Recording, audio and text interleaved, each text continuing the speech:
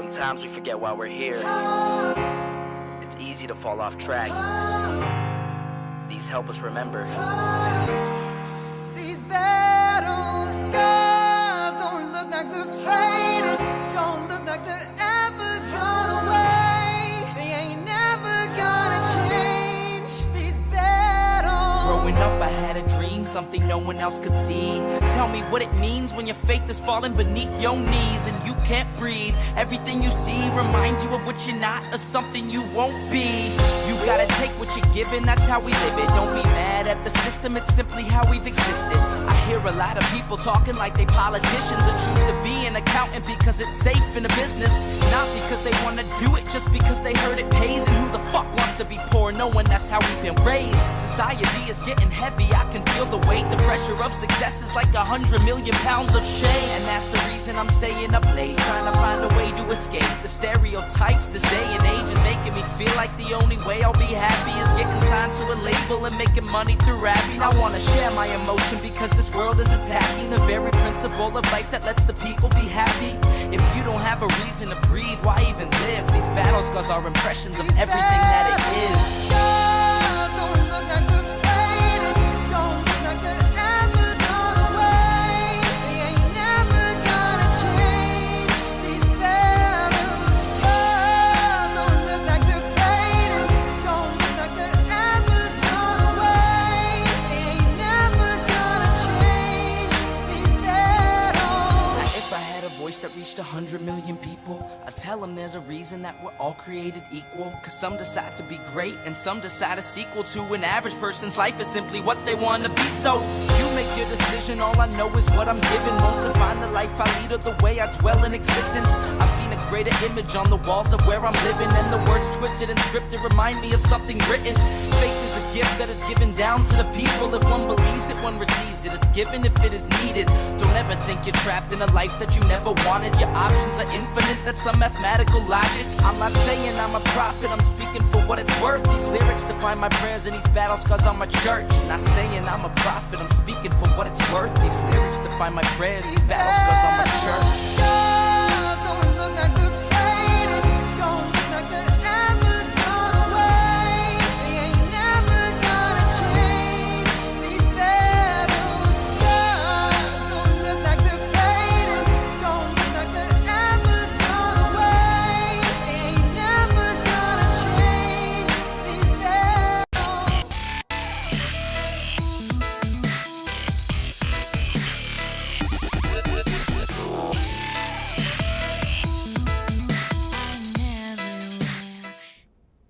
Okay, well, hello all. This is not the show I wanted to be doing tonight, by the way, but I'll get into that. I don't want to keep my guest waiting in the wings too long because he knows how freaking long-winded I am. So let's do the very quick preliminaries, which is I've got to do my shameless grifting because the LNC spies that are watching will be very, very disappointed that I'm not whoring myself out appropriate. So here we go. 1 second. There's my Patreon below. If you enjoy this type of content, I would truly, truly appreciate it. And I still haven't updated my Patreon list from last time. So again, I can give you the guilt trip that if you don't want me to have to edit my ending video twice, I'm doing it later tonight. I promise. You can sign up and I would super appreciate it. I am working towards a new goal for this month, but I'm super appreciative of everything everyone has done before.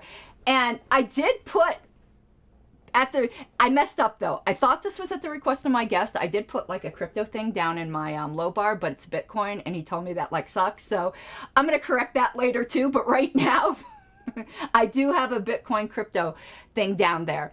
And that's all I'm going to do. I'm not going to do any of the sponsors or any of that tonight. I just want to do a quick intro to, and hello, Death. I just in case my guest doesn't know why I'm saying hello to Death. See, Death always comes and reminds me that I'm getting old. Oh, God. Okay, so I wanted to do an intro to this. Really, Monday was my catharsis, like, of getting, like, because you all know I cussed more in that episode, I think, than I have in my entire life. It was really my catharsis of the LNC stuff. My appeal has been sent out today. The show I intended upon doing today was doing the mechanics of a judicial committee appeal, just so you guys would understand. But over the past few days, I guess since I'm not on the LNC right now, temporarily, kind of limbo, it's a weird thing. I'm suspended, but not removed. We'll get into that with the JC thing. Removal isn't final. As long as I file an appeal, which I did, now the appeal has to run through. So it's this weird limbo situation. So I'm the LNC secretary in exile still, though I'm going to continue using that for the rest of the year. No matter what, let them sick their lawyers on me. I think that would be funny because mockery is the best offense as far as I'm concerned. But why the change? Because apparently now that I can't defend myself personally on the list, some LNC members decided that the rules that they convicted me under just do not apply to them. So let me give you a little story. And I was just telling Justin this earlier. There was a certain individual that I don't get along with particularly, and I'm not going to name any names because I don't really believe in blasting out party members. Party members that are public figures are a different matter, and this guy, maybe he's a bit of a public figure, but I'm not going to blast him out.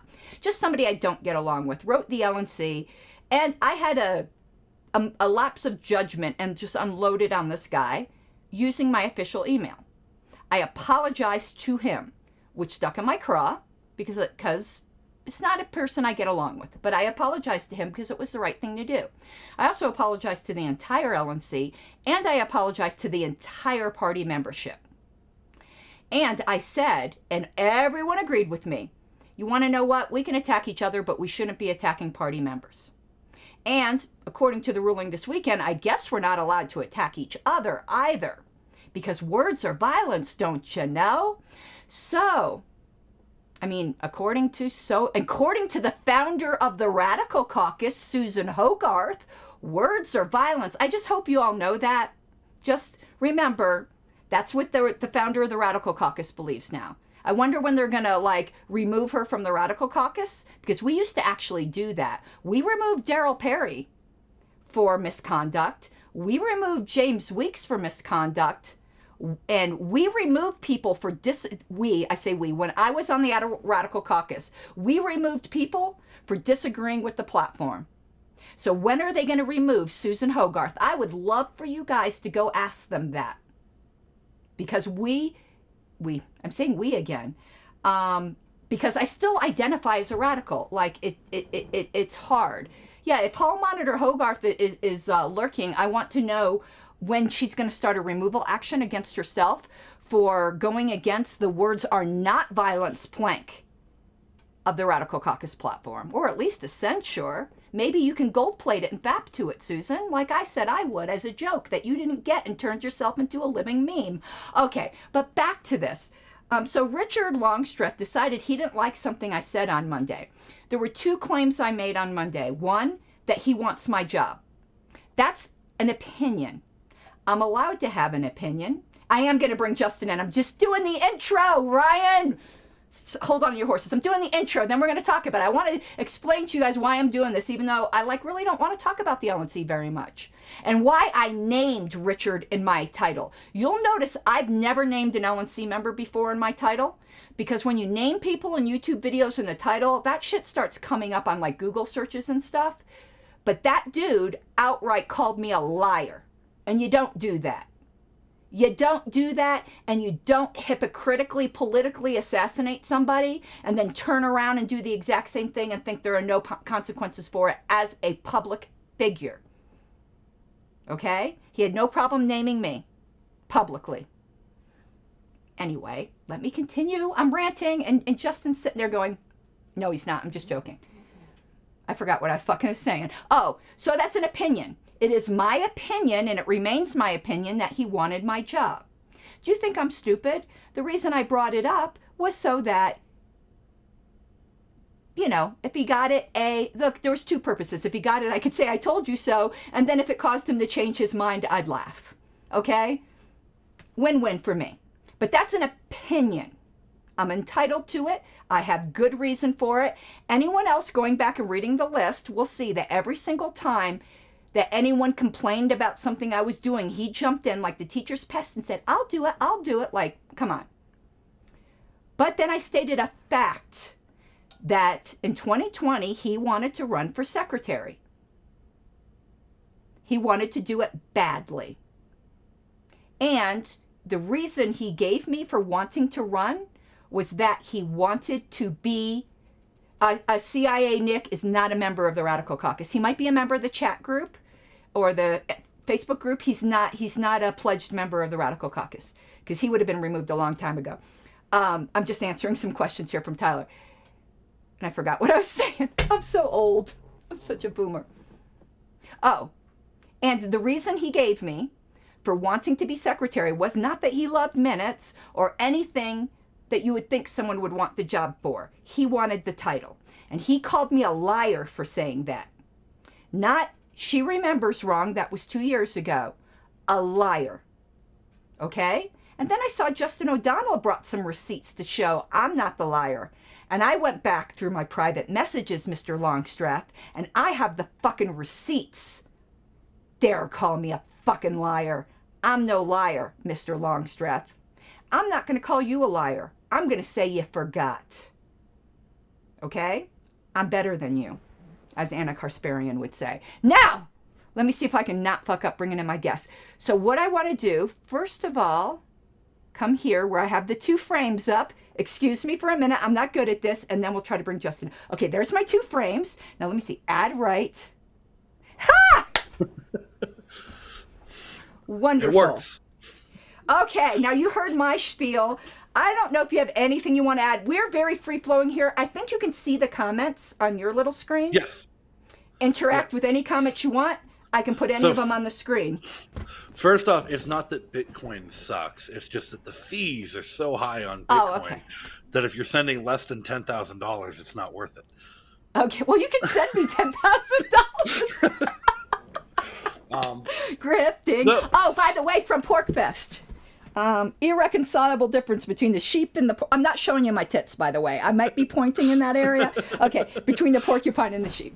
From Unsafe Spaces. Okay. All right, thank you. No, I think like the important context to like what I had said to Richard, because when he wrote his post about how I never wanted to be secretary, blah, blah, blah, blah, blah. And I commented, I'm like, I'm pretty sure you did. Pretty sure I was in a meeting where you said you were going to run and you were asking for help running. I don't think it's any secret that towards the end of my time on the LNC, even me and Karen Ann had started to have a falling out. And we I blocked you. Yeah, no lie. And honestly, I think in like hindsight, like the year since I've been off the LNC has been, I didn't know mental health could be this good. After 2 terms on the LNC. Yeah. And realized that a lot of just being on the LNC just kind of forced infighting and drama when we didn't need to have it. And I regret a lot of the infighting that we had. But and it had I'm gotten not to the a point, easiest person to get along with on the LNC. I'm guilty as charged with that. Yeah. I'm a pain in the fucking ass. But it had gotten to a point where like I was working very closely with JBH and Richard Longstreth and other LNC members to like we really wanted to go for a balanced budget. That's a big thing we wanted to push. And I think the first fight me and you had was I tried to balance the budget by cutting LP News, and you lost your mind on me. I wanted to balance the budget, but not by LP News. I do. I'll lose my... That's the quickest way to get me to lose my shit. But like, what I've been seeing, like people saying like, the allegations that JBH and Richard Longstreth weren't close. Longstreth stayed with the Bishop Henchmans when we had our meetings in DC. Like they were incredibly close. They worked hand in hand together. I was very close with JBH. I was very good friends with his husband Ethan. Like that relationship has gone out the wind this year, and he cut me off months ago. But a lot of that, like we came to the realization at some point where I prided myself on being one of the more radical members of the LNC, and JBH was definitely the most pragmatic member of the LNC at the time. Yet we had the most similar voting records of anyone on the LNC when it came to like the business of the party. And we had this idea that if we worked together, we could get the radicals and prags working together. And that was something worth working towards. And he wanted to put together a slate of candidates to run for LNC that was kind of a mixture of people that were respectable to both the Prags and the radicals that could work to get the business of the party done. And there was a lot about me and your disagreement where, like, I had gotten fed up with working with you. I'd gotten fed up with working with a lot of people. And there was a lot of us encouraging Richard to run for secretary because he had expressed interest in it a number of times.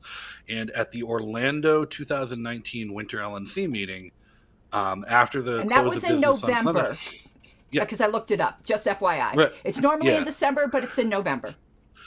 After we wrapped up Sunday business, we had a meeting of the minds up in the Bishop Henchman's presidential suite that they had rented.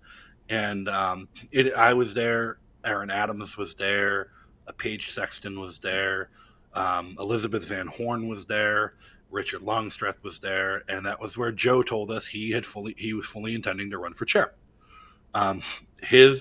He was fully intending to run for chair. That's what he was going to do, whether or not Nick ran for re-election. He would make it a three-way race if it was Nick and Josh, but he was going to run for chair against whoever it was. And Richard, it was at that meeting he told us he had finally committed to running and that he had gotten his boyfriend's permission, like that he was okay with it, taking on the extra commitment because of how upset with you they were. Like his entire motivation for running for secretary was to replace you as secretary. He ended up running for vice chair and losing to Ken. Thank God, I love Ken.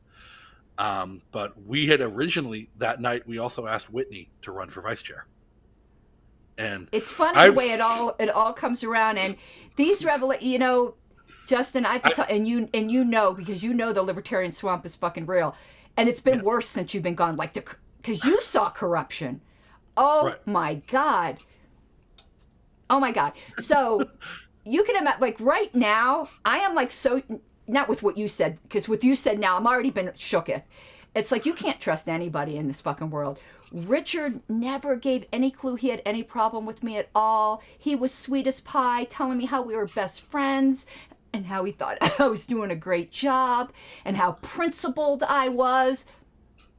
Same thing with Aaron, by the way. Aaron never gave any clue to all of these plans to replace me. And let me tell you, if the shoe were on the other foot, I would tell my friends. I'm sorry. And if I were in a meeting where they said you couldn't tell your friends, I'd go, okay, I'm leaving this meeting. I'm sorry. I am loyal. And I value that. But I guess in politics, that's just, no. Okay.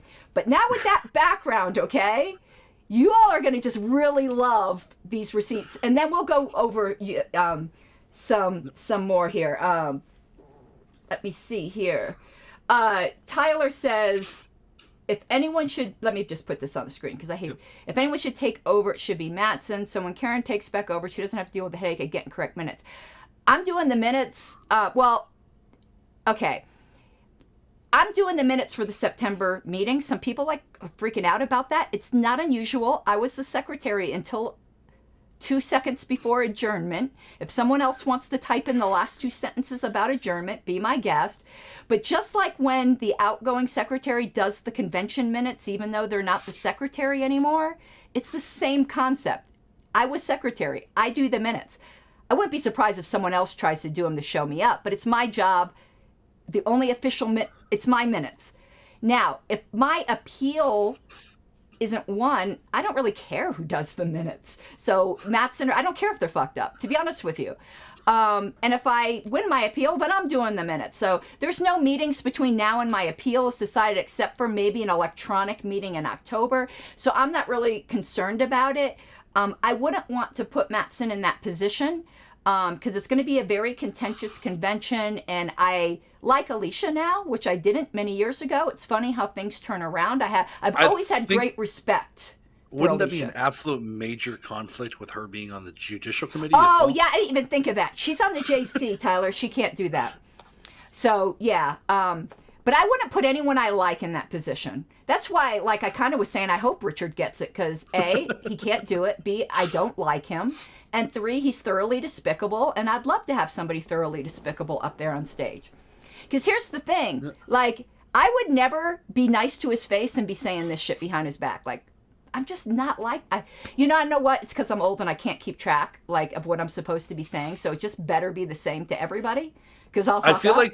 I feel like that's really an understanding that anybody who has served on the LNC has, that you wouldn't wish it on your worst enemy, but you feel the need to keep doing it. Yeah, it's this weird masochism. I do remember, like, when I asked Whitney if she would consider running for vice chair in Orlando, we were down in the diner at the hotel. She just looked at me and gave me, like, a death glare, like she was considering homicide when I suggested it. And her husband just started laughing. He found it hilarious, and like, okay, that's off the table. I just find it so funny the way Richard, and I'm not going to mention his spouse, I think they're married now, his spouse's name, his spouse is not a public figure, the way they were just kissy-faced to me during this whole time, okay? So I know John and Aaron think they're best friends with Richard right now. Just take this as a cautionary tale. That's all I have to say, because I thought I was best friends with him one time too. Okay, let's see. So let's pull up something. So I think, okay, I'm like a boomer, remember? So I want to pull up this screen, see if I can bring us both back on. Okay, this is just me. I think I can no, I don't want to assign you. Hold on one second. I'm such an idiot. What I want to do is show my desktop. Yes, now I want to bring you assign. Guess what? No, that didn't work. Add right. There you go. Okay, now we're both here. I am such a boomer. First thing I want to show, though, is something that's funny, and hopefully I don't show the wrong one. Okay, not that one. That one is funny, that I worship lesbian idiots and degenerates, but that has nothing to do with this show. Who doesn't like lesbian idiots and degenerates? I know. Somebody said that, and I just saved it because I loved it. That's not the one, though, I wanted, even though it's undoubtedly true. It's this one. Okay, this is Richard endorsing JBH to me, and this did not age well. This has nothing to do. This is only for laughs. He's straightforward. I honestly believe that until proven otherwise. I know he isn't aligned with our philosophy. However, he isn't going to screw the party on purpose for his own benefit. Here's the thing. At the time Richard would have sent that, I would have believed it entirely. I know. This really is not a blame on Richard, because I told people JBH was as boring as Canada. And while I didn't like him, I didn't think he'd cause any harm. I just thought this was amusing, but it really is not a slam on Richard whatsoever. We're going to get to the slams on Richard next. That wasn't it. Okay, so here's the post in question with your beautiful rebuttal. So Richard says, just to be clear, I've never wanted to be secretary of the LNC. Tell the truth, Pinocchio. I only briefly questioned Ms. Harlos. Tell the truth, Pinocchio. In her intention to run for secretary, noting I might have considered it if she wasn't. Okay. That question occurred at the end of 2019. Okay, you got the time frame right, Mr. Longstreth. Or maybe early 2020. It was both. Before I decided my run for vice chair at the Arizona State Convention. You decided that prior to that, Mr. Longstreth. I'm the one who convinced you to run for vice chair before I knew Ken Mollman was doing so. And I regretted it. And I ended up voting for Ken Mollman, by the way. And let me just tell you, I lost faith in Richard before the convention, but I had publicly endorsed him. And just go for the difference in the two people here. But since I publicly endorsed him, even though I knew I was no longer supporting him, because he was my friend, I did not publicly repudiate him. I would not have done that to him. Out of courtesy to him, I kept my mouth shut and quietly voted for Ken Mollman. See how my friendship gets repaid. It's so funny. If this current LNC tries in any way to get me to serve as Secretary Pro Tem, I will turn it down. Yeah, I bet you wouldn't have done that before I called you out, but that's a theory. I can't prove it. If this suspension is upheld, I will not accept a nomination to fill the office. Good. Well, bad. I don't know. I kind of like to... I would wish it on you. Not very many people I'd wish it on. I have no interest, nor ever have, in being the LNC secretary. I never had sex with that woman. Ms. Harlos is lying as she puts out this information. Richard, Decorum, dear sir. Decorum. Is the LNC going to move to censor or remove Richard Longstreth? Is what I want to know. But besides that, let's look at Mr. O'Donnell's beautiful rebuttal, because I didn't know any of this. I knew none of this. So if you would like to read your comments, since you can do it in your own voice and I won't have to imitate you. I said, weird. I remember a conversation being had in JBH's suite in Orlando at the winter 2019 LNC meeting where you expressed your desire and intent to run for secretary, while JBH was brainstorming a slate to put together before he announced his run for chair. I clearly remember you stating that frustration with Miss Harlos was a leading factor in your partner stating that he was okay with you running for the job. Okay. And there was some more. I didn't copy the rest of the conversation, but you want to tell it, because he did respond to you. All he said was like, oh, funny how recollections are wrong or something. Yeah, it was very squirrely. And then someone later on in that thread said, I don't know, it was something like, how is she lying? Well, I just proved it to you. And it's like, well, no, you didn't, but okay. But let's now get to my receipts, which are fun. Now, these are from old messenger conversations, which if you've ever tried to pull up old messenger conversations when you've had about 10,000 messages with someone because we were friends, it took hours to load each page. Because once you get back about a year, you get the, be it on Windows, whatever, you get the spinning whatever. It took forever. Absolutely forever. And he had a different profile then. He used to be Richard Tengen, I can't pronounce the thing, Longstreth, rather than the name he is now. So let's do the first one in time. Okay. And I will show you where it says his name at the top, but in a different one. But here, oh no, this isn't the right one. Not A1. Which one am I looking for? Hold on. I don't have these like in good order. Is it one? The first one I have his name on it. Okay, I need to make that bigger. I think I'm going to need to move us off the screen. But let's see if I can make this bigger. That's really weird. You know, I'm going to have to do this a different way. I'm not going to do it this way. I'm going to pull it up as a JPEG on my desktop, and then I can make it bigger. Okay, that's not it. It must be 2. Let me get here 1 second. I might have downloaded the fucking wrong ones. Hold on, so I'll be really... Ah, here it is. Yeah, it is A1. Okay. Is that up on my screen? Yes, it is. And let me make it... No, it's not. I'm an idiot. Right here.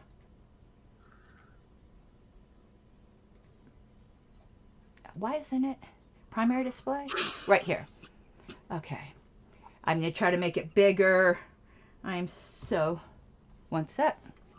I hate the way these... Why is it doing this to me? Move it to the middle. And then here. Here we go. All right. Just want to show up at the top. Here. It's him. Okay. And here's where he tried to play like this just occurred to him. You're going to laugh your ass off, Justin. An idea crossed my mind this week. Now, this is, I'll have a date stamp on another one. This is about December 20th. So this week, liar. Okay, it occurred to him back in November when he was talking with you guys. But check, yeah. An idea crossed my mind this week. And I wasn't going to bring it up, but we are. Would you consider Region 1 if I went for secretary? We both care about the region, but you have a stronger connection than I. And Craig Bowden, just so you know what a good friend Richard Longstreth is too. I just would like you to see how he shit talk you. I would hate to see Bowden get it. I bet you he didn't tell you that, Craig Bowden. But at this point, he's the only one who expressed he may run for it. Okay. And then I said, no, I am absolutely committed to secretary. Okay. So he knew at this point that I was rerunning. So you would think if his statement was true, that he was only considering it if I wasn't rerunning, he would have stopped talking about it at this point with me, wouldn't he have? Since he made it very clear in his post, it was only if I wasn't rerunning. But you could already see here, he lied, where he said it just crossed his mind this week. He was playing me. He acted like, oops, you know, I just thought of this. Yeah, okay. And then here's him kissing my ass. Just wanted at least a casual consideration and good to know where your head is. Committed 1000% as always. I'm still deciding. Oh, you're still deciding. I thought you said, Richard, that it was only if I wasn't rerunning, and I just told you right then. So you were still deciding. Okay. And the second week of January in LA, and he'll announce any intentions then. And here's me talking him into vice chair because I always thought at that time he'd be a good vice chair candidate and he could win at large if he didn't win vice chair. I said, you know my advice, because we've had discussions about him running as vice chair before. Right. Vice chair with at large as backup. And then here, do you think I could pull it off? Consider Joe declares. Presumably it would be me against one of them at this point. I'm not sure I have that level of recognition. Joe, and I said, didn't he? Yeah. Okay. Because I thought Joe declared already. And that really isn't really matter right now. And then I told him, since Alex wasn't running with no incumbent is a sweet spot, which is true. No, Joe is not formally declared, but he's going to, which dovetails with what you said. I know he has moved past the if phase. Now I know how he knew that. Okay, and here's what my final advice to him, I think. Going for VC is winnable, and nearly any candidate not winning will get at large, which is usually true. Okay? I think Josh would, and I don't know what that Josh would. I think he thought Josh might run for VC. Okay. And then I said to him, officer positions are rarely consolation prizes. So yeah, that was him saying he thought Josh would run for VC if he didn't run for chair. And I said officer positions, are rarely consolation prizes. Okay, so that was A1. Let's go now to my next one, which is A. I think I did actually order these right. A. And let's move this. But y'all could see by the January reference he made that my time frame is right. Okay, let's move that bigger, and let's move this out.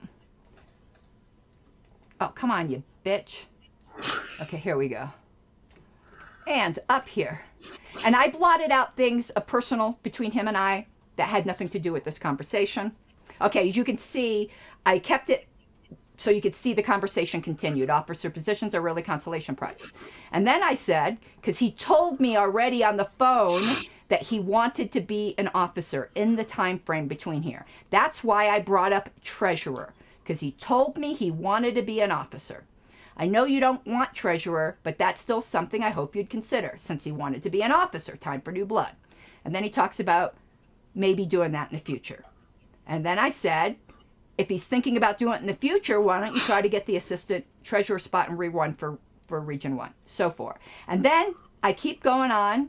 Oh, and by the way, for Susan Hogarth thinking it was her idea for assistant secretary, look at me. There needs to be an assistant secretary role. I'd been saying this for a long time. Hall Monitor Hogarth. Okay. And here's me again encouraging him to run for vice chair, where he kept acting like it was his thing in Arizona, like that wasn't my encouragement. Now notice he's still talking about going for officer, because that's what he wanted. He didn't care what officer. He wanted the fucking title. Okay? Like a lot of people in the party. Right. Not me. I love doing secretary.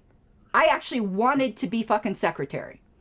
Okay? And then I told him how expensive and difficult it was to run for an officer. And I said, any officer, whatever. Okay, one more screenshot. This is all bearing out what I said. And Richard Longstreth, I'm not a liar. And I've already proven that right now. But let's see. I don't even remember what the other screenshot was. I know those two were the biggies. I think this is just us still talking more about it. Where is screenshot number 2? How did I lose screenshot number 2? Wouldn't it be right after 1 on my desk? Oh, no, never mind. I'm such a fucking boomer. Okay, 1 second here. Here it is. Sorry. Okay, let's move this out. And let's make it bigger. And again, you can see his name at the top here. All right, here. Any officer, yes. So you can see this is still going. And here he's still talking about running for secretary with me running. I do think Mattson intends to declare, and I don't want a 3-way race. He's still talking about running with me running against him. Yep. Incumbents have it easier, but whatever. And, you know, we go further. And I ended with, and I'm positive Mattson is running again. I turned out to be wrong about that. Because I thought she wanted at large, which it turned out she didn't. I thought she would run because, again, at large is so hard unless you're getting it as a waterfall election. I hate that. I think we should ban waterfall elections. But anyway, so my receipts are fucking complete. Going back here, let me put you back. I am not a fucking liar, Mr. Longstreth. Now, maybe, and I'll give you the benefit of the doubt, it was a while ago.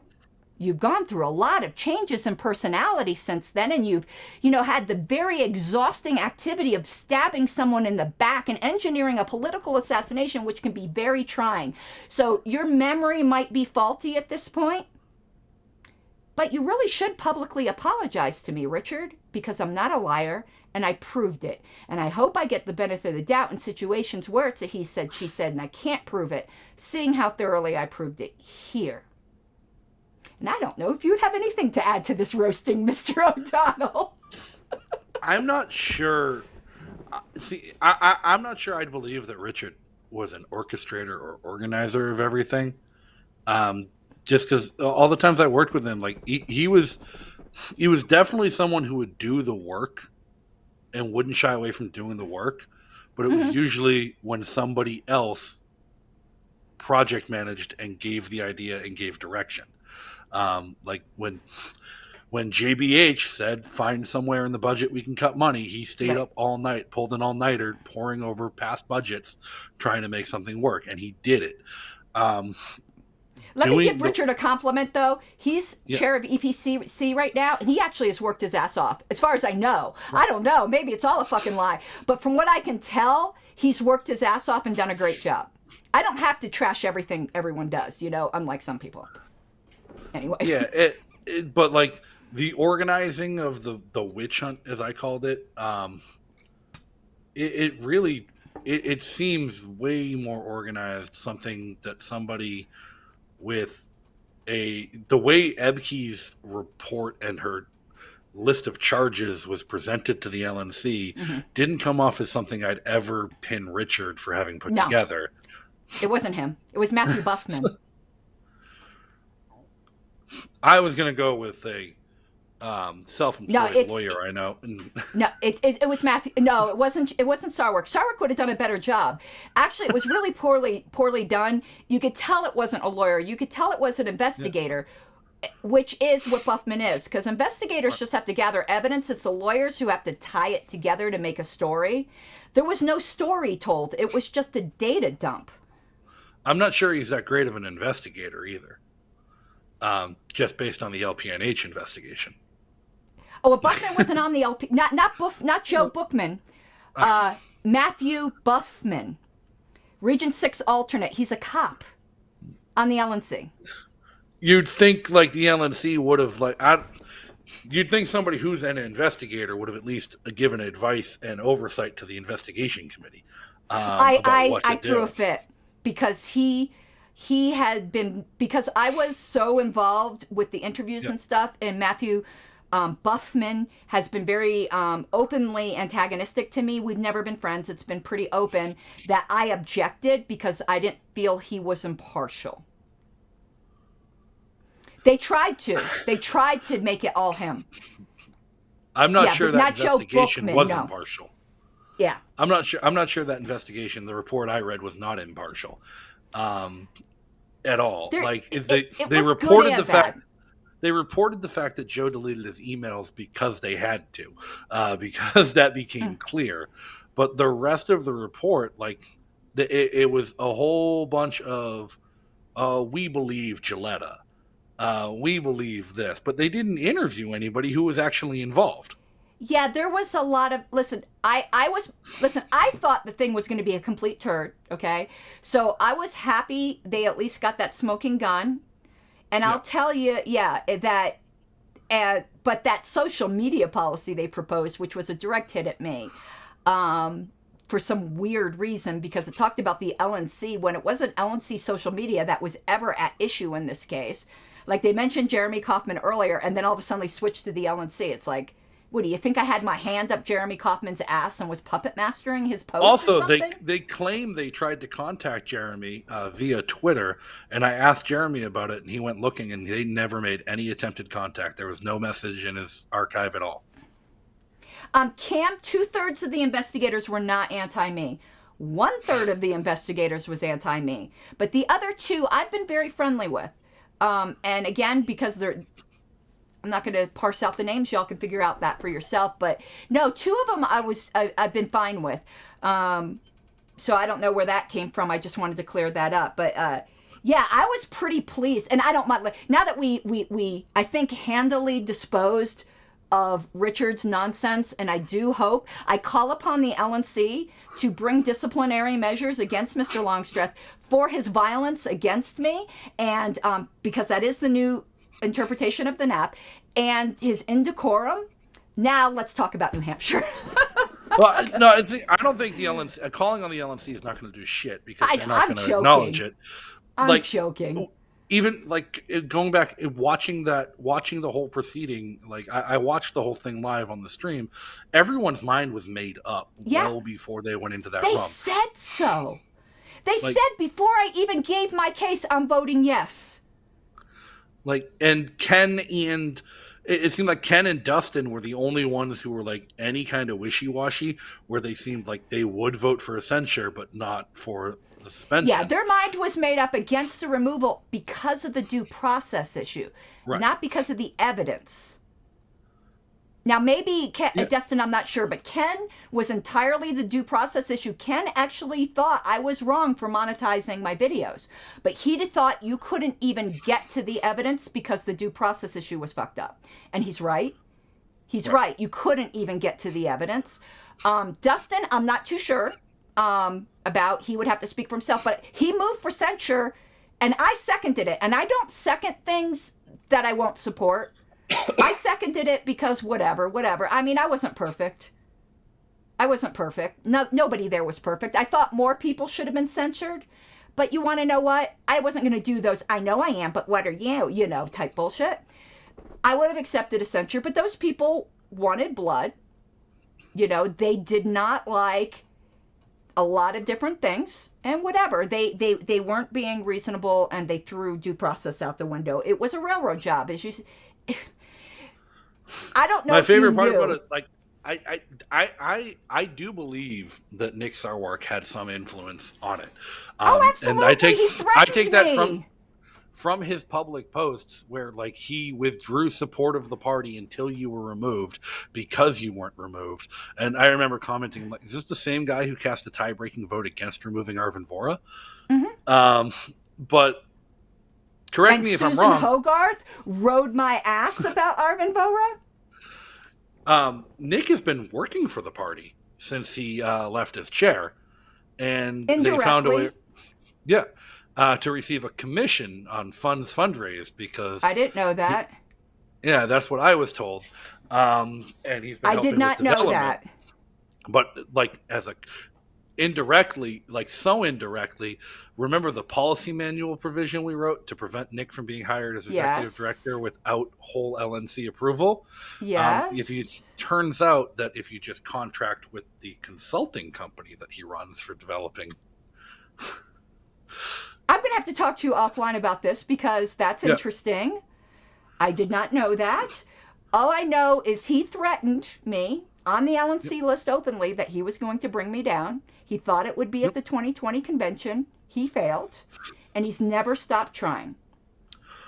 I've seen him threaten other LNC members in the hallway outside of the meeting when we were in recess to try and get his way on votes. He threatened all the time. Our last term on the LNC, he had threatened several times to destroy people's careers if they didn't vote in line with him. Oh, yeah, he threatened John Phillips. He threatened so many people. Shannon said, did I watch Valenti's stream? No, because unlike Senator Epke, I don't watch things I don't think I'll like, because I'm mature enough to change the channel. So, what I do have a problem, though, is with Valenti's commentary stream being on LPTV. I think that's highly inappropriate. If Valenti gets to give his commentary on the LNC meeting, so should Joshua Smith or any other LNC member that has a YouTube show that would like to. We have a policy manual provision against that, but they don't seem to care about policy manual provisions when it comes to them. You know that, Justin, that they're party assets that are given to promote someone's personal profile, raise their personal profile. But Just put me on LPTV. Yeah. Listen, but Joshua, I told him, you should insist. Right now, I'm not on the LNC, as Nick is like so fond of saying right now, but it might be. Can you imagine, though? Listen. I wouldn't know. I blocked him. Oh, me too. But people send me screenshots, and he gave his opinion on me. You want to know what, Shannon? Then I'm going to probably raise a complaint. I heard it was actually not bad. But I already have 2 ethics complaints in with the LNC that it took a week and a half of me publicly complaining that the chair hadn't even acknowledged them. And guess what? They're investigating themselves. Isn't that nice? I have an ethics complaint too while I was still secretary. And they didn't appoint an independent committee. They're going to investigate their own misconduct, kind of like the police, because that's how libertarians are, I guess, now. We found no wrongdoing. We investigated ourselves and we found no wrongdoing. I love it. Listen, I said if the LNC is going to investigate it, I do not want to be interviewed by the party chair because I don't trust her, and I'd be willing to be interviewed by Ken Molman. But Ken Molman is a witness in this. Like everyone is. It's ridiculous. So, the argument against like LNC members monetizing their position, I understand, but you've never, like, your channel has always been about parliamentary procedure. Yeah, it's all and different the history of the LP, not until very recently about the shit on the LNC and the inside baseball of the party. It's less than 20% of my content, and in the past I also did LNC stuff, but they weren't badly behaved, so it was very dry. And I've had people withdraw their patronage from me because they said they didn't like my votes. And I said, I gave them a Nick Sarwark line. I wish you all the best in your future endeavors. But like, how come this has never been a problem in the past? Like, because LNC I wasn't members, whistleblowing in the past, Justin. It's not just you. LNC members throughout the course of the party have benefited from their position being on the LNC they have. because of the increased recognition of them. Like, I would probably be willing to bet a good amount of money that a not insignificant percentage of my book sales came from people knowing that I was from the LNC. And the same with Jim Lark. The same with anybody else on the LNC who's ever written a book. Laura Epke on the Platt Institute. Right. Justin O'Donnell. I almost fucked you up. Justin O'Donnell. Justin, do I have some misplaced aggression towards you? John Phillips. Yeah, the J got me. John Phillips with his knives in the middle of the meeting. He was doing a knife sale in the middle of the meeting. I don't care. I hope he makes his knives are great. I will hawk John Phillips knives right now. If that's your thing, they're badass. Like, one auctioned off for over $1,000. But he was selling one to Chris Lucchini in the middle of the meeting. Susan Hogarth was my first patron. No, I mean, I did go out of my way during my time on the LNC, I did have a handful of state parties contact me and ask if they could bulk purchase copies of my book to give out to members because it was about recruiting and sales. And I chose not to do that. I chose to I sent those state parties to PDF. I'm like, you can have it for free. I don't believe in intellectual property. But Me either. it comes to me like, had I said yes, I don't think at that time a single member of that LNC would have had a problem with it. It would have been reported to you, the secretary, as a conflict of interest, but nobody would have had an issue with it whatsoever. They wouldn't have. And I've had my YouTube channel since before I was secretary. It's been disclosed all the time. Susan was my first patron. Okay, so it's so blatantly transparent. You know, it's laughable to me on how transparent it is. So now I just shamelessly grift what I'm going to do right now anyway. Super chat me, people. I'm poor and I'm a grifter. My God, it's just the clown car. Hey, so how'd you like my notice of suspension? Did you see that I wrote? I struggled to read the pink font, but I it was found it hilarious. Yeah. Yeah, well, it said that I, Karen Ann Harlos, hand-delivered this to Karen Ann Harlos on this day, and then I signed receipt that I, Karen Ann Harlos, received this from Karen Ann Harlos. And the Comic Sans font I thought was a nice touch, but my advisors, I wanted to put clip art on it so fucking bad, and they told me no. I wanted papyrus font in there too, but they're like, Comic Sans is enough. You got your point across. I wanted some clip art. I wanted Clippy and just all kinds of shit in there, but... So the craziest thing about all of this to me is I don't think the LNC has realized that there is such a thing as blowback.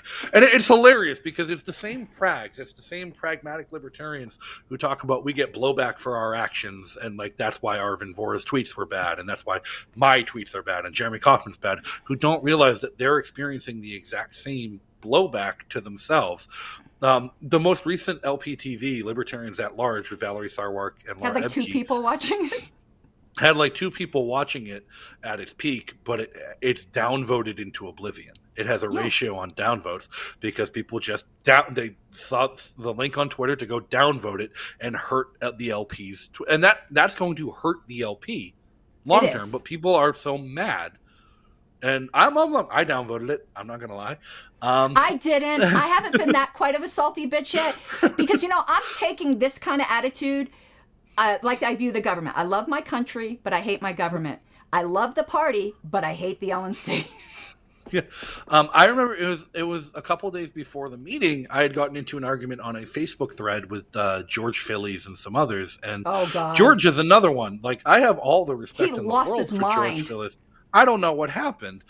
When I've run for office, Dr. George Phillies has been one of my biggest supporters and one of my biggest campaign contributors. As long as I've been in the party, he's been a stalwart. Ovens O'Brien calls him Uncle George. He is, like, in New England, you don't get involved in the Libertarian Party long without having been involved with George Phillies. Like, he is an institution of libertarianism in New England. And again, he's somebody who's profited greatly from selling his books because of his popularity, and I don't begrudge him that. And he's always been supportive, until all of a sudden he became the world's biggest cheerleader for your removal. George Phillies and Carol Moore being on the same side blew my mind. COVID happened is what happened. George Phillies and I used to be good friends until the 2020 convention. And then, but I remember, I just commented, this is a bad idea. And it's like, why do you think that? I'm like, no matter how you feel about the Mises Caucus, if there's one thing Karen Ann is better at than being secretary, it's being a martyr. And y'all just... and if y'all make a martyr of her, you are going to hand the entire LNC to the people you're afraid of taking over. It's so silly. It is so... Because you are right, man. I can play the... Yeah. But, oh my God. And Susan's like, oh, this isn't going to give blowback because nobody else pays attention. Bitch, I'll make them pay attention. What the fuck? Listen, I'm already planning my book. Okay? I am writing the bitch. I wasn't going to, but screw it. All the shit I've been through, Here's the thing. Had they gone to remove somebody inconsequential that nobody knows or cares about, there might have gotten away with no blowback. But you and Josh have become so visible and put yourselves out there to the point where there was no opportunity for there not to have blowback. And if they try and go after Josh before the next meeting, ooh, Valenti is stupid enough to do it.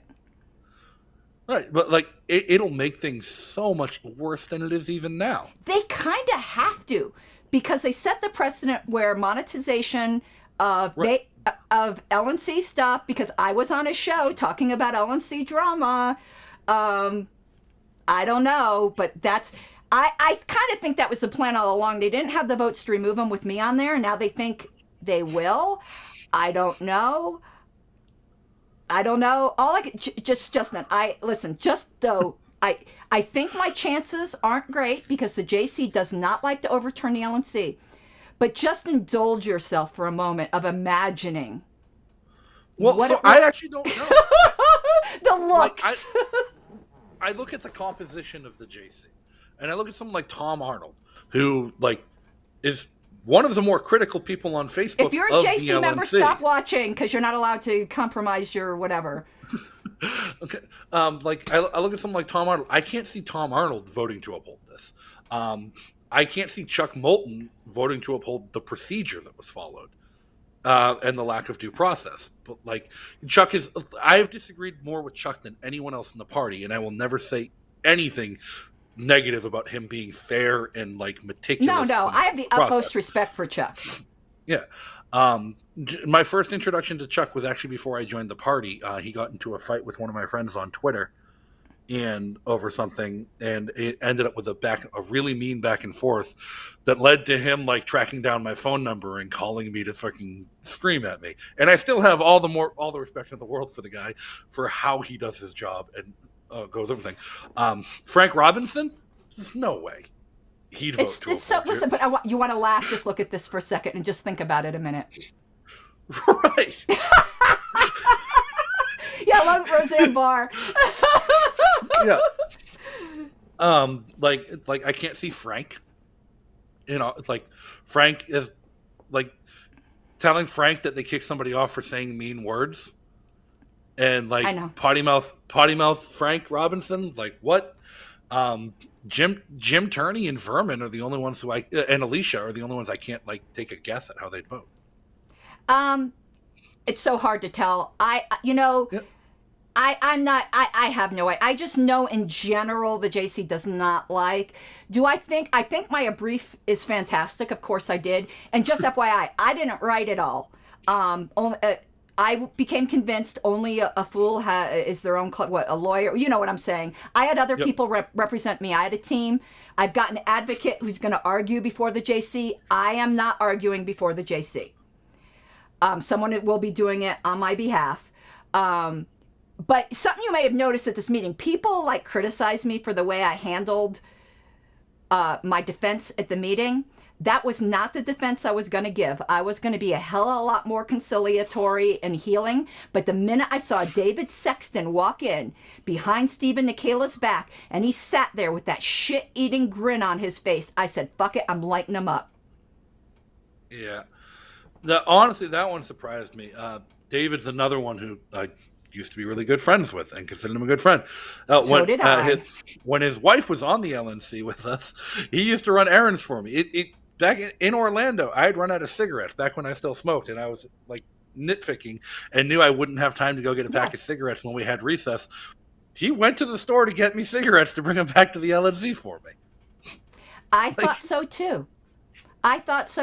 But that look on his face, so you want to know what? Most of the time, if you see me looking at people, most of the time I was looking right at him like, I see you. I know who you are. I could not believe he did that to Stephen Nicaula. And Stephen Nicaula's too nice of a guy to light him up for it. No. He did at least publicly say that he had intended to abstain, which is the same as a no vote. Who? Nicaula? Stephen Nicaula. Yep. Oh, yeah.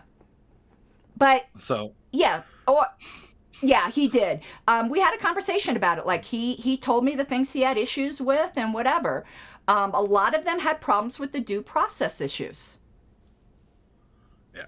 And it just, it blows my mind how much, actually, George Phillies had a quote recently on Facebook that I think really sums up the pragmatic caucus's intent with the LP. Somebody asked him, was like, is your intent to like what's the purpose of the LP? And he said the purpose is to become the majority ruling party. And that screenshot went around with Twitter. It's like there's two kinds of libertarians: people who want people to be free and people who want to rule those who don't agree with them. Yeah.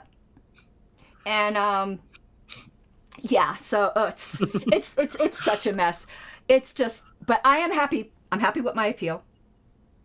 So we'll see. Some people were asking, will the JC meeting be streamed? I have no idea. That's up to the JC. I doubt it. But members can come. That's a right accorded to you in the bylaws. You have no right to comment, no public comment. They can allow it. I doubt that they will. And I really am not too favor of public comment. The JC is not the type of body that should be swayed in that way. They should be strictly on the merits. So I always also tell people, do not write the JC. It's not that type of body. It's not the LNC. Please don't, because it's not appropriate. And so I doubt they'll stream it, but you can come. Everything should be out in the open, I guess. I'm not asking for anything to be an executive session. Certainly not. I know what the LNC is going to try to do, and I hope they don't get away with it. They're going to try to perfect their case against me in their reply brief, because it was such a sloppy piece of shit case. But you shouldn't be allowed to do that. Their evidence is what the evidence is, and the emotion is what the emotion is. But I know they're going to try it because it was a piece of shit case. And, you know, anyone on the LNC going, well, I didn't agree with this or that. Well, bitch, you should have amended the motion. You remember how to do that, right? And none of them did. The real question is whether or not they will attempt to force through in the next couple weeks a ballot to amend the policy manual to include those social media provisions from the LPNH report. And you want to know what I told Ken? If I'm back on the LNC, either reelected or reinstated or whatever the fuck you want to call it, or from a JC appeal, and there's new policies, I could either choose to abide by them, or I could not take the role again. That will be my choice. But they weren't there in the past. And the fact is, I've taken a look at the bylaws. I do not believe they have the authority to reach that far into people's personal lives. And it will be appealed to the JC if they put in those policy manual provisions. I already told Ken this, because I don't believe they have that authority. So to me, as far as it goes, like, if you want to think about it rationally, the idea of policing the social media content of LNC members in an age where social media is monetized as a profession and as a job, what you're telling them is that you can't have certain jobs that the LNC deems unacceptable. So why do we have a cop on the LNC? Right. Ryan Brown, I'm glad you brought this up, because this is something that needs to be spread far and wide. Ryan says, do you think the LNC was sandbagging COVID till you were gone? They were pretty quick with COVID stuff in the last 2 days. Let me let you in on a little secret. That whole messaging strategy they just rolled out is mine. They got rid of the secretary that planned this messaging strategy. Go look up at when the website, already against the next mandate, was registered and to whom. It was mine. Back in January, I tried to give them this strategy. They refused. I did an end run around the LNC, went directly to the new communications director, and I've been working with her on this for 3 weeks.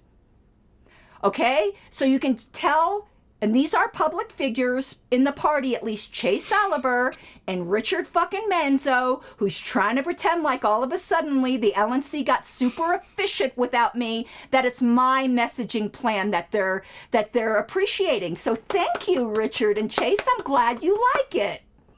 I'll talk shit about Richard all day. Yeah, it's funny because I will too, but I kind of like the guy. I don't know why. It's the beard. See, look, it's your beard too. It's the beards. Here's the thing. Richard Manzo used to be an incredibly helpful activist. He used to be on the ball whenever we needed help with anything in New Hampshire. He ran his campaign by himself. He managed to get elected to a nonpartisan office in the city and then get reelected. And it was great. He didn't always take the most libertarian positions on the board, but he always had an argumentation and a reasoning that lined up and made sense for the positions he took, and I respected him, especially for how young he was.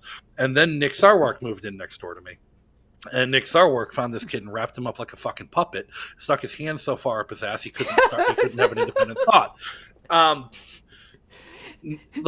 Richard Manzo was the vice chair of the state party because he had earned everyone's respect, and Nick Sarwark saw a puppet to be used. And when Richard was running for county treasurer and Nick was running for county attorney, all of a sudden there was zero party support for any campaign, including my campaign, which was the ballot access campaign. All of the resources went into Nick's race and Richard's race. Richard was also the Joe Jorgensen's campaign's regional director. I recommended him for that position. I got a phone call the night after convention, right after the nomination, and I was talking to Steve Dosbeck. He asked who I'd recommend for Region 8 to run the area, and I said Richard Manzo. Like, the work he's done, as young as he is, I know he's young, but he's great. There was an agreement with the LNC for data to be shared between the Joe Jorgensen campaign directly to the state parties of all, like the voter data, the sign-up data, and everything. Not a single candidate other than Richard Manzo and Nick Sarwark ever got a piece of that. And we requested it repeatedly to no response. Wow. He turned it's the beards. It's the beard. Both you and Richard are cutie pies, so yeah. He turned into a mouthpiece for Nick.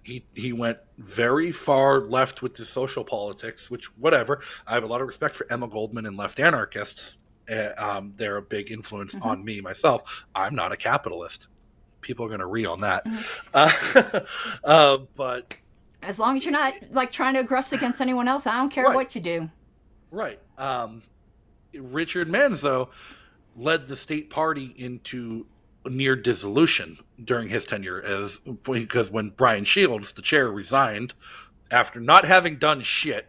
Brian Shields got elected chair, and then the party never held another event, never posted on social media, never did anything to our outcry and demands for help. Like, once the petition drive was done, he disappeared, and like the party disappeared with him. When he finally resigned because of COVID, he resigned because he was actually afraid of COVID and didn't want to have to be in a public position. And he said, like, due to medical issues and COVID exposure, he didn't want to be dealing with the party at all. I'm like, whatever. Richard took over and the party ceased to exist. So when the Mises caucus takeover happened in New Hampshire, it didn't happen because of any hostility. It happened because, one, he didn't even show up to convention. Richard didn't show up to the convention. The state party secretary, because we didn't have a chair or a vice chair, had to chair the convention. So not showing up. And what's the quote Nick Sarwark says that he's really famous for? The party belongs to the people who show up. That came to bite him in the ass. But the way Richard Manzo organized the state party of New Hampshire was through a Facebook group chat with his close friends. And I had gotten fed up but halfway through my campaign because I kept asking this group chat for help and none of them would ever show up and do anything. But when I reached out to the Mises Caucus people, I had people left and right showing up for events. When I reached out directly to the Joe Jorgensen campaign, Pat Ford made stuff happen. Pat Ford spent hundreds of hours of his own time and his own money driving around New England, cleaning up Richard Manzo's mistakes. Well, Pat Ford's a badass, and he's one of the good LNC members, by the way. Right. I feel bad because there is some good ones left. You know, I feel really bad. I have a lot of respect for Rich Bowen. Oh God, I love Rich Bowen. So I do, even though he doesn't have a beard. Richard Manzo was like the reason the Mises Caucus had such an easy time taking over the state party of New Hampshire, when literally the only help I gave them was going to one of their meetups, getting ecstatic. I'm like, there's more people in this room than there are state party members. And putting out an appeal like Nolan and Sean, and they put out an appeal as like, who's willing to join the party right now? And everyone in the room joined the party at the moment. We doubled the size of the state party that night because the Mises Caucus did it. And I got fed up and I left Richard Manzo's group chat because it was a group chat of 10 people that were party insiders who never lifted a fucking finger. And listen, I'm on board the Mises train. I've told them because they get shit done. That's what I care about. You know, if it was strictly ideology, I would still be in the Radical Caucus or a supporter of the Radical Caucus, but they're useless. I'm not interested in these clubs. To me, the worst part about the Mises Caucus is that they call themselves the Mises Caucus because 90% of the members have never picked up a copy of Human Action, and they fucking don't actually understand what Mises preached. A lot of members of the Mises Caucus are against open borders, even though Mises actually argued that people had the right to use force and violence to cross borders because the state was illegitimate in that fact. They shouldn't call themselves the Mises Caucus. They should call themselves the Moderate Radical Caucus, because that's what they are. They're the Rothbard Caucus, not the Mises Caucus. Well, see, I love me some Rothbard. Like, I'd be happy with that. I'd be happy with that. They get shit done. I don't care, because to me, they are not a philosophical caucus. They brand themselves as we're the Austrian Economics Caucus, but like 9 out of 10 members couldn't tell you the first thing about Austrian economics. I don't care. They're the get shit done caucus. They're the get shit. That's why I'm there. That is why I'm there. And it's, and I like the people there, but listen, I used to, when I left the Radical Caucus, I liked a lot of people there. I don't recognize it anymore. I still will always carry a torch for Mark Montoni. But other than that, they're not. I was kicked out of a Radical Caucus Facebook group chat when I voted to suspend Arvin Vora. Well, that's when I left. I left them because they actually held their LNC members accountable then, and they didn't agree with that, and they rode my ass. So it was part of the reason I left. There's multiple reasons. That was one of them. But how the world has changed. Yeah, I got a big chewing out. I think it was Mark Montoni who gave me a big chewing out for voting to suspend Arvin Vora, and then I was booted. Wow. Now, did Mark ever get in my case? I can't remember. Mark tends to stay out of the LNC stuff in a way. I don't know. Maybe not to you. Yeah. He did to me. I think he was scared I was going to henpeck him to death or something. I don't know. Because me and Susan, when we were friends, we used to gang up on poor Mark over everything. I really think we damaged him. And here's another thing. To say to the regional reps on the LNC right now, if you judge by my Twitter content and the shit that I put out and the shit posting I do, I'm far more radical than Arvin Vora ever was. And even when I wrote my argumentation to the LNC, when I wrote the email and the justification for my vote to suspend him, I said, I don't disagree with a single thing he has said, but my state chairs want him removed. Yeah, see, that's what people are really on my case saying, oh, when it's you, now you have a different opinion. They forget I was Region 1. My region wanted him removed, and I did, and I will rag on regional representatives right now, I did what the regionals today wouldn't do. I required of my region the same vote threshold as the LNC because I felt that super important decisions should have the same vote threshold. And Region 1 wanted Arvin gone by a 2/3 vote. Not even a majority, a 2/3. I'm not even going to get into how Chris Lucchini, you know how we have the Moulton maneuver? I almost did a show called the Lucchini maneuver for how he bent over Region 1 and fucking misrepresented everything. But you know what? Whatever. I just don't care. Richard Longstreth only got my attention because he slandered me. Lucchini, I don't care anymore. Do what you want, Lucchini. So H. Reardon's comment, I think Larry Sharp resigned a position because of the motion to suspend Arvin Vora. No, because we didn't do it earlier. Yeah, I was the one elected to replace Larry Sharp on the condition that I vote to remove Arvin Vora. Yeah. Region 8, when Larry resigned, the night Larry resigned, I remember texting Karen Ann and saying, should I run for this office? And Karen Ann's like, absolutely, do it. And then the next morning, I got a message from Larry suggesting that I run for it. But no, that's how I ended up on the LNC. And I've been trying to get you back on. Porkfest. It's been so great not being on. Misery loves company, dude. I know. Are you going, listen, they did you a favor, girl. You should just run. Run. They set you free. I don't know. The more you fight it, the more of a martyr it makes you, and that's kind of what I am. I want to see the blowback. At this point, the Prague Caucus already rage quit the party. They already shut down and rage quit and walked away. And to me, this was them trying to take people down with them. It is. I think they knew the writing on the wall was they were going to lose half the seats they had, and they're trying to do as much damage on the way out. But I think it's going to lead to them losing every seat they have. Listen, if my appeal is sustained, I think we're going to get a whole new, brand new LNC before Reno. Because I think some people stake their political lives on removing me. For those watching, Karen Ann did try and get me to run for the vacancy when the Region 8 representative. I did. Disgraced. I did. And then I tried to settle for alternate. I was very adamant against it. I had other people talking to you. The only thing that stopped her was literally Tom Woods interrupted us. Yes, yes. But like I was not having it.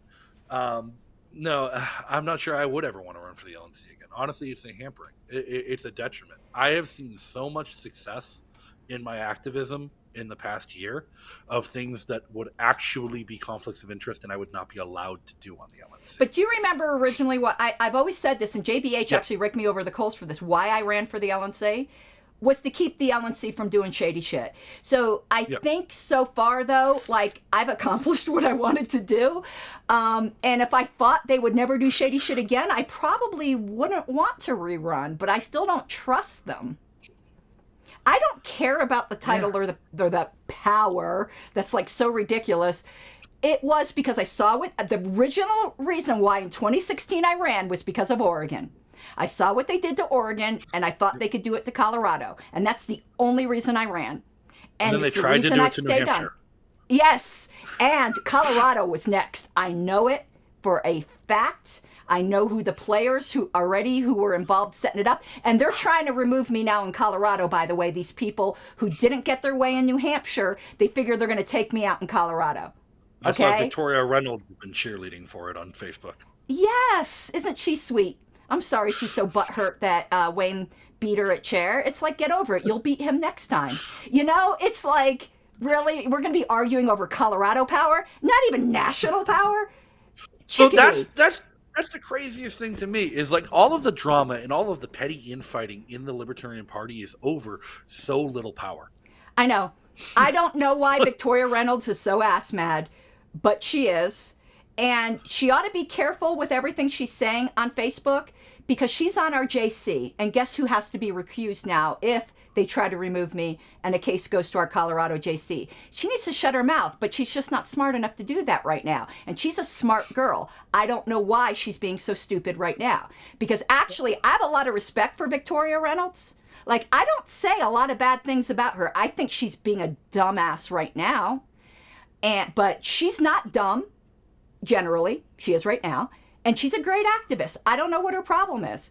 She doesn't know what the word corrupt means. Corrupt doesn't mean I don't like you. You know? Like, the one thing I wasn't accused of being by the LNC was corrupt. Okay? If they could have pinned that on me, they would have. But the reality is there is so little power in the LNC and in the LP. Like, you literally have more ability to change the lives and impact the lives of people around you in your community by not being an LNC member than you do as an LNC member. And people will fight for it. Like, I'm currently working on drafting legislation with the Republican Liberty Caucus here in New Hampshire. Since I've left the LNC, they've been trying really hard to recruit me. And it's gotten to the point where, like, they're letting me draft legislation that they're submitting and sponsoring. I couldn't do that as an LNC member.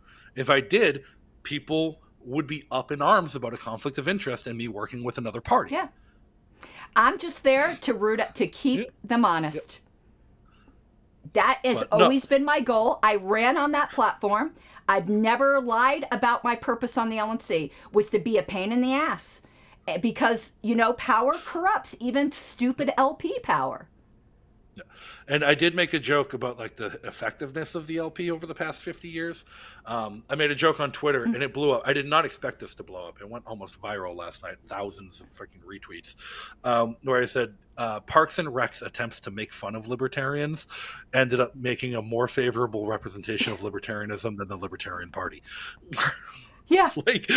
like people who don't know, Ron Swanson, the character in Parks and Rec, was written as a parody of libertarians. Yeah, I know. Yeah. And libertarians just loved it. And it created a more positive representation of libertarianism than the LP did over a 50-year history because of its reach and its marketing, because it was something everyone knew. If you talk to your average person who's uninvolved in politics, they think Ron Swanson is what a libertarian is. And I love that because the parody was the anarchist who was too radical for the Libertarian Party. Like, I have coming on my show next week, I have Mark Pellegrino coming on because I want to grill him about his new American Capitalist Party because he's left the Libertarian Party because it's too I radical. didn't know that. Anarchist. Yeah. Like Uh-oh. he started a new political Do party. they need a secretary? Because the LP was too radical and too anarchist. Do they need a secretary? That's all I want to know. I'm available. Yeah. But like that's kind of the route I'm going with my show and things I'm doing now is like, okay, the LP has failed. Other third parties have failed. Why are they? I haven't written off the LP. You know that. You know I'm sold out for the fucking LP. Yeah. I'm still a lifetime member, and I will not rescind my lifetime membership. Like I am still a lifetime member of both the LP and H in the Libertarian National Party. I still support the candidates. I still support the mission. There are a handful of candidates who I will not support and will not give money to. But that's on a case-by-case basis. It's not a blanket statement. But like one of the things I'm interested in pursuing with my show and with my media is like, why are third parties failing? Why are third parties in general failing to gain traction? And to that point, like I've got Brock Pierce coming on in a couple weeks. I've got Mark Pellegrino coming on to talk about his new party.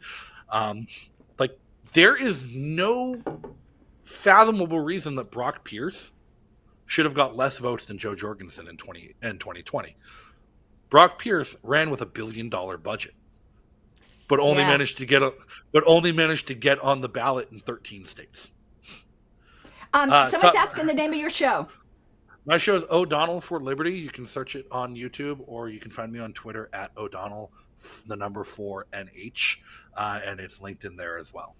I'm such a terrible host. I didn't even get all that info from you. I'm sorry. I suck. Yeah. I don't do interviews often. Like, some shows. You should tell them how last minute this was. Yeah, like when did I ask you? Like 5 hours ago, 6 hours ago, or something like that? No, you texted me at 5 a.m. Eastern time. It was like right when I got home from. I don't sleep. You know that. I'm a fucking vampire. So I'm sitting there like, when's she up at 3 a.m.? She's up at 3 a.m. texting me if I'll come on her show. And you said today, and I'm like, what day is it? Like. I don't sleep. You know that I don't sleep. You saw the LNC emails in the fucking middle of the night, so. And speaking of like, I still got to do Colorado minutes, because like, God, Colorado has suffered because the LNC just keeps bending me over. Anyway, yeah, I got protests. I'm sure are you going to protest tomorrow, 9/11 stuff? I don't know what I'm doing tomorrow. It was kind of a let's wake up and see. Yeah, I know that feeling. Harrison Kemp in Maine is organizing a fantastic Defend the Guard rally. It's not affiliated. It's not affiliated with the End the Damn Wars. Mm-hmm. There's no End the Damn Wars one anywhere near me. Bummer. And I'm not driving the I don't want to speak ill of too many people, but the Massachusetts Go for it. It's my show. We just shit post here. Okay. This is another one. This is somebody who I actually like as a person. Unlike Richard Manzo, who I've grown to detest because of his actions and what he's done. But there are some people in the Libertarian Party who I feel run for positions just to get the titles and then never do anything. I talked about this with Angela on my show the other night about how it's Andrew Olding had when he ran for secretary of our state party, his speech at our convention was, there's an epidemic of title chasers in this party who don't do the work. Yeah, God, why? I think Ashley Shade is a title chaser who cares more about having things to put on her resume than doing the work. And I adore her too. And like I like her. It's just being adjacent to Massachusetts the entire time she's been involved, I've seen the party collapse. I have friends in Boston who are part of the Mises Caucus in Boston who are complaining to me that the party's collapsing because the only people who are doing anything are moving to New Hampshire. And we just had an influx. A huge group of people moved from Massachusetts to New Hampshire all simultaneously in the past month, who were all LP Mass members and who all complained about the lack of anything happening. Like the state party doesn't do anything. There is no organized protest. Nothing's happening. The state party doesn't put his name on it. All Ashley has seemed to care about in the past 6 months is campaigning to have you removed from the LNC. She does it kind of subtweety though. Yeah. And it's just it's unfortunate, but like I tried to tell people, like she had asked for my endorsement to run for Region 8 and I said no, because that was right after she had been elected. I think it was secretary or treasurer in Massachusetts, and they ended up having to remove her because she never showed up. Oh God, she's chair now, isn't she? Now she's chair. Because they ended up removing she goes removed by the bylaws. She missed X number of meetings in a row. Oh, okay, gotcha. But it was like the first 3 meetings. She never showed up and never communicated, so they removed her. Chris Crawford had to do all of the work and double duty as chair and treasurer. And Chris still gives me shit. Chris still complains to me about me moving to New Hampshire. She said the whole state party started to go downhill when I moved. But cause I think it's just because everyone followed. Like, everyone has followed. Like, Yeah. And I didn't move to I'm not a Free Stater. I did not move to New Hampshire because of the Free State Project. I moved to New Hampshire because I had legal issues in Massachusetts that prohibited me continuing to stay in Massachusetts. That was mysterious. Where's the bodies? No, the state of Massachusetts confiscated my guns, took and euthanized one of my cats, and Holy shit! And condemned my house as an unregistered dwelling. Because I got in a car accident and I had my appendix burst while concealed carrying a handgun legally. Oh my God. I had a license. And when I got to the hospital, they were really concerned about me bringing a gun into a gun-free zone. Wow. I was unconscious. Oh my God. So You can't make this shit up. No, when I talked to a lawyer, the doctor said they think it was stress related. And I believe that because the day that my appendix had burst, I was at work and I got a text from some people working on the Johnson Weld campaign. Bill Weld wants to organize a press conference tonight. I'm like, okay, where? Like, fuck, that's really short notice. It was like 3 hours notice to organize a press conference, but like the team came together and managed to get all of Boston media there, and everyone's like, yeah, and a big crowd. And then Bill endorsed Hillary Clinton, and I fucking lost my mind. Oh God, my hair's so flat. Yeah. So when they said it was a stress-related appendicitis, I fully believed them. Wow, I haven't even heard of such a thing, but I believe it. Now my appendix is starting to hurt. Yeah, but I ended up calling a lawyer. I because of my work with the LP, I was very well known in the Second Amendment community in Massachusetts. I knew the director of GOAL, the Commonwealth Second Amendment, and Com2A, the litigation group. And so I called the director. I'm like, who is the best firearms attorney in the state of Massachusetts? He's like, oh, they're going to be really expensive. I'm like, I don't fucking care how expensive they are. You give me their phone number right now. I called them the next day. The first thing he asked for was an inventory of all the guns they took. And then he emailed me back. He's like, move to New Hampshire. It'll be cheaper to buy new guns than to win this case. Oh. I'm like, bye. Bye, Felicia. Like, I emailed my resignation to the Mass State Party that night. I reached out to the New Hampshire Party that night and bought a membership in the New Hampshire Party and drove north. Wow. For some reason I thought you always lived in New Hampshire. I don't know. I don't pay attention to where, like, I wasn't stalking you or nothing to know where you lived. It was like 2 months later that they elected me to the LNC. Oh, okay. Well, that makes sense then. Okay, because I was like, am I just like super, super confused? Okay. Perfect. Well, I'm not going to keep you too much longer because, like, I think I have shit to do. I don't remember. I'm so tired. I am so tired now that I got this appeal done. Oh, yeah, I got a protest tomorrow. I knew there was something on my mind. The thing is, like, I'm not sure I want to drive to Harrison's protest, even though it sounds amazing, because it's in Bangor, Maine, and that's a 3.5-hour drive for me. Yeah, no, I only know Bangor from Stephen King, so I wouldn't, Yeah. And last time I went to Bangor was the Libertarian Party of Maine invited me to speak at their convention. And another quick quibble, they released the most successful Libertarian press release in history, I think. They released a press release that was a one-sentence press release. It said, Libertarian National Committeeman Justin O'Donnell will be speaking at the Libertarian Party of Maine convention on date. That was the press release they released, and my Google alert for my name broke, and I got over like 8,000 emails, because it turns out when your press release is 1 inch of column space, everyone picks it up to fill blank space. That is a great tip. So I got emails from the Seattle Times about me speaking in Maine. That is a great tip. I'm going to start doing that in Colorado. it blew my mind how like they sent it to the AP list, and every AP publication in the country ran it because it was 1 inch of column space, and they all had 1 inch to fill somewhere. And H. Reardon is behind the times here, dude. I just did. That's old. That's 4-day-old news, dude. After I got removed, I joined because I realized being a lone wolf, I couldn't do it anymore. So, yeah. Yeah, but no, their convention was in Bangor, Maine. It was a 4-hour drive from me when I lived in Nashua. And they were all really confused when I wouldn't let them pay for a hotel room for me. Why? Because of the 4 hours? Okay, gotcha. Yeah. They're like, we'll pay. They're like, we'll pay your hotel room, and like at that point, I actually didn't want to take money from a state affiliate as their regional representative, so I paid for my own hotel room and entered their raffle. I won a gun. I did leave that convention with a new gun. Well, you needed one. Yeah. But no, my hang up with Bangor is when I did drive 4 hours to get to the LP Maine convention. When I went to leave the hotel the next day, my transmission had blown. Oh. And I have a weird, like, semi-automatic transmission and a Ford Focus. Where Never mind. I thought I was going to guns again for a minute. No, where I can switch between an automatic or manual transmission on my car. It's a terrible design. Don't ever buy a Ford Focus.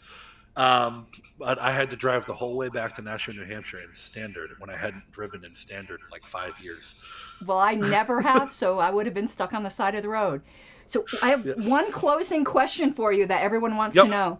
Are saplings extraordinarily tough in New Hampshire, or is Nick Sarwark just a bitch?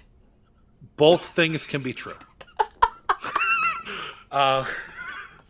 So a sapling tree, and that tree was about a year or two old. That wasn't a true sapling. They're extraordinarily resilient in green wood and very difficult to knock down. But he was swinging an axe downward while wearing sandals. Best comment on that thread was hit it with your purse. No, both things can be true. Saplings are actually very, very unique. You're supposed to saw them down, not cut them down, because they will bend. You'll hit them with the axe, and no matter how hard the axe is, the sapling will actually bow rather than cut. But who would post that? Didn't he post that himself? No, Richard Manzo did. And he was friends with him? Okay, now I've got now more questions. What was with the zoom on the foot? Like, other people, when Richard Manzo posted it, other people zoomed in to show that he was wearing sandals while cutting down a tree with an axe, which is just a dangerous as shit thing. Now, I actually don't have a problem with that. People at PorkFest got all concerned for me because like I was putting my feet up on the fire ring barefoot, but like I haven't worn shoes in like 2.5 years. I'm barefoot all the time. It's a much like healthier lifestyle, I feel. I even showed up to LNC meetings in sandals. Well, and Star Child showed up in the Daisy Dukes. Right. But so we all have our fashion faux pas. I wonder if they're going to retroactively censure Star Child. Listen, let's when the guillotine comes out, it's thirsty. Or if they'll have a motion to remove Vermin Supreme from the JC because like he's not perfectly libertarian. And the boot, Yeah. Come on. Or like the embracing socialist philosophies. And it's not a proper image, Justin. It's just not. No. Well, honestly, I do feel like I'm confused. I think Vermin might vote for you just because like there was the point of them criminalizing a performance artist. Yeah, I don't think he likes me because of my association with the Mises Caucus, but I've never had an issue with Vermin. I've always loved him, and I think he's one. A lot of people think he's stupid, and he's not. He's fucking brilliant. He is, and his wife Becky is a fucking sweetheart. Yeah, I mean, he hoisted. Who's that guy? That guy who called me a rear action motherfucker for Johnson's campaign? Man from New Mexico. Man. Tom Mann. Oh, Thomas Mann. Yeah. So he thought he was going to get one over on Vermin at a debate in Arizona, and Vermin ate his lunch, and I was there for it, man. It was One great. of my favorite memories of Vermin Supreme was the one time I saw him break character in public. What do you do? We were at the free speech rally in Boston, the second free speech rally, where the same 25 people from the first free speech rally showed up for their free speech rally, but this time it happened to be a week after the Charlottesville riot. So the news was like, a bunch of Nazis are speaking in Boston, and 40,000 people showed up to protest the free speech rally. Vermin was listed as a speaker for the free speech rally. At the time, I was doing freelance photography for a couple local newspapers. And so I'm like, I'm going to go down and take pictures of the rally and the protest and whatnot. And I met up with Vermin and Rod Weber because we were friends. I also brought a New Hampshire state rep, a Democrat at the time, who ended up then joining the Libertarian Party, Joseph Stalkop, after the events of the day. But we, at one point, Vermin was supposed to be a speaker at the free speech rally. And there was no Nazis, there was no Chris Cantwell, there was no Augustus Invictus. It was literally a Indian guy running for Senate, Shiva Ayadari. And they billed it as an Indian, a black guy, a communist. They had a literal member of the Communist Party speaking, and a living meme was Vermin Supreme as their bill for the speakers. And me, Vermin, and Rod went to the police checkpoint to try and get in, and they let Rod in. He had all of his cameras. He's like, yeah, I'm press. And they let him in. And they wouldn't let Vermin or me in. I hand them my press credentials. I'm like, I'm literally press. Like, here's Associated Press credentials. Like, nope, you're not on the list. I'm like, are you fucking kidding me? And then Vermin kept trying to tell him I'm a speaker. But it didn't say Vermin Supreme. It said a living meme. So they wouldn't let Vermin in. And the cops, I just remember the cop shoves Vermin back from the gate, and he runs over to where I am and jumps on the fence, rips his boot off, and starts screaming at Rod Weber, get that fucking pig's badge number. I'm going to fucking sue the living shit out of every last one of you pieces of motherfucking garbage. I will fucking own you. Now I Fuck like him even better. Yeah, and I'm just sitting like, whoa. And the whole crowd, because like everywhere we went that day, like I made sure to stay as close to Vermin as I could for my own safety, because I was a bald guy with a beard. Not a good thing to be in a anti-right rally. Yeah. But everyone knew Vermin. Vermin is a staple in Massachusetts and New Hampshire. Yeah. Everyone knows him, even non-political people. And people were coming up to him all day asking for selfies. And like I turn around and there's a crowd of like teenage girls who are fucking horrified at seeing Vermin Supreme break character. Oh. But yeah, no, I adore him. I regret that, you know, for some reason he's just decided he doesn't like me lately. I hope that passes because I'm the same person. It's just so weird the way some of these tribal stuff happens. He's very close with Richard Menzo. Well, you know, Richard's a cutie pie. It's okay. Who gets his talking points from Nick Sarwark. Yeah.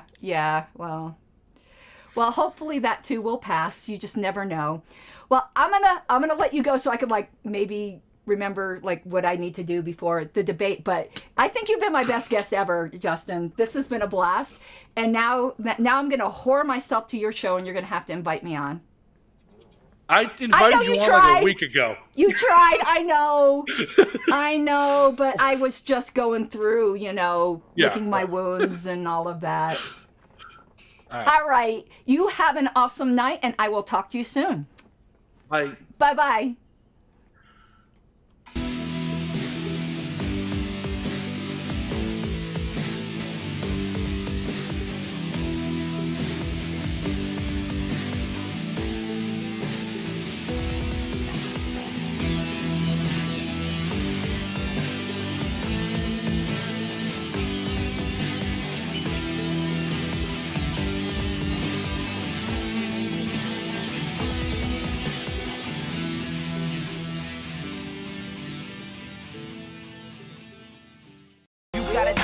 Given, that's how we live it. Don't be mad at the system, it's simply how we've existed. I hear hear a lot of people talking like they politicians, or choose to be an accountant because it's safe in the business.